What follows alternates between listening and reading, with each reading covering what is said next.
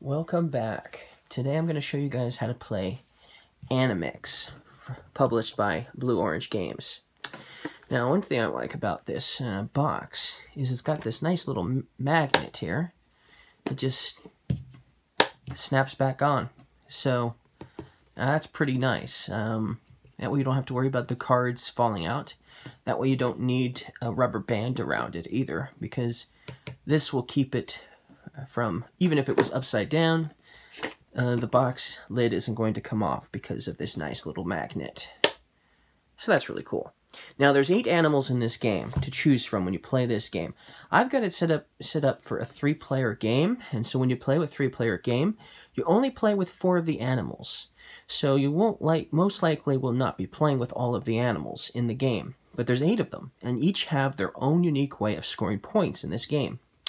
We have wolves, and we have monkeys, and we have elephants, pelicans, penguins, chameleons, lovebirds, and lions.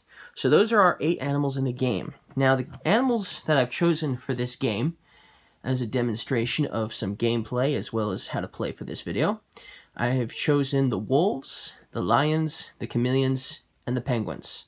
So we'll talk about the other 4 animals in this game and their abilities, how they score points. So let's open this up and talk about the other 4 animals first. So first we have the elephants. Okay, this is a grid game, sort of. You're going to have cards in rows and columns, sort of like that. And they each score differently based on the grid and the column of each one.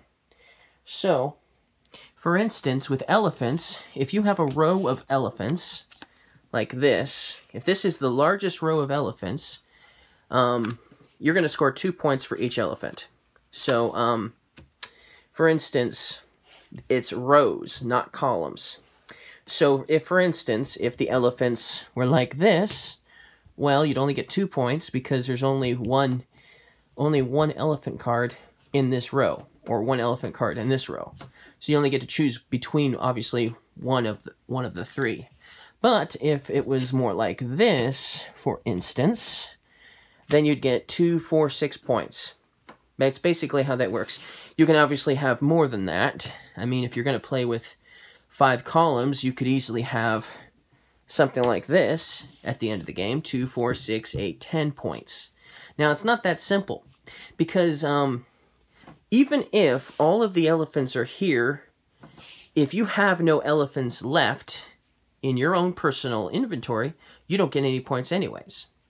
Each player is going to get 6 cards. They're going to get dealt 6 cards after the cards are dealt out by rows and columns.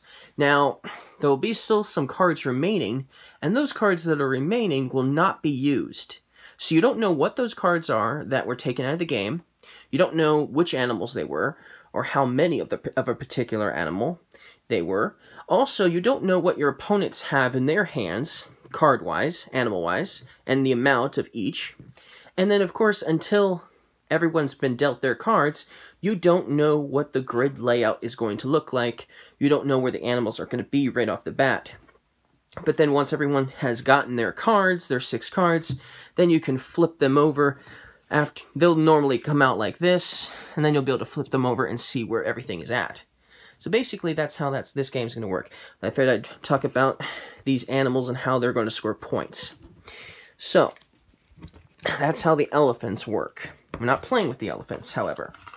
So let's move on to the next group of animals that is in this game that we won't be playing with. Here we have the monkeys. The monkeys are very similar to the elephants, except instead of it being a row of elephants, it's going to be a column of monkeys that score you points.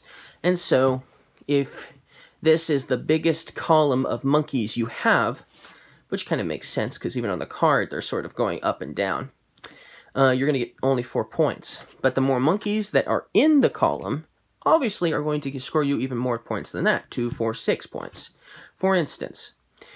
So that's, pretty simple and easy and straightforward to understand.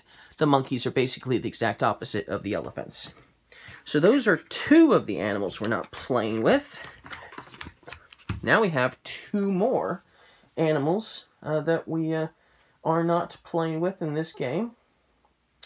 Alright, so the pelicans are a little bit harder to score sometimes. I originally thought they were storks, but they're actually pelicans. And these are lovebirds, by the way. So, pelicans are going to score you only diagonally. So, groups of pelicans that are in a diagonal format. So, if the pelicans were like this, for instance, well, you can only count maybe one group. So, you could count this group here, which would be 4 points. You could count this group here, which would be 4 points. But this would not be a group of pelicans to score you points. If you counted this one, for instance, you'd only get 2 points, obviously. So that's how that works. But if it was more like something like this instead, as a for instance, if that was the grid, you'd get 2, 4, 6, 8, 10 points. See? So that's how the pelicans are going to score. And so depending on how big the group of pelicans is, the biggest group only, is going to depend on how many points you're going to get. And that's how that works with the pelicans. The penguins are very similar, but they're, again, the exact opposite, and we'll go over them later. Now, we have the lovebirds. Now, a lovebird on its own does not score you a single point. So if a lovebird is over here, and a lovebird is all the way up there, you don't get any points for any of those lovebirds because they're too far apart. Another thing that's going to happen is if a lovebird is like that diagonally, once again, you're not going to score any points because they are alone. They need to be together. And so they come in pairs, or should I say they need to end the game in pairs. And so you're actually going to score 4 points for each pair of lovebirds you have. So if you only have 1 pair of lovebirds at the end of the game, then these 2 combined are going to score you 4 points. But let's say you have something like this. I'm sorry, but you know what they say, couples only. So you can't be like, oh, I get to do 4 plus another 2 points because this one's technically not alone anymore because it's next to this one. But the thing is, this is a pair, and this is the oddball out. So this scores you nothing at all. You're only going to get points for this pair.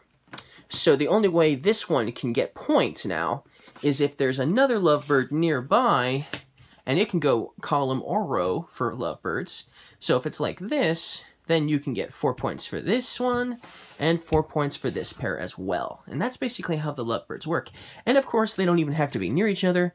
They can be some distance away. You can have pairs of lovebirds in different areas around. And you'd get 4, 8, and, well, 12. So that's a lot of points. So technically, you could score a lot of points with lovebirds. But it'll be the player who has the most lovebirds at the end of the game that would obviously get the points for the lovebirds. So we'll talk about how you would actually get those points in a little bit here. So let's put these cards away, because we're not playing with them. And close this up. Alright. And let's get us set up for the actual gameplay.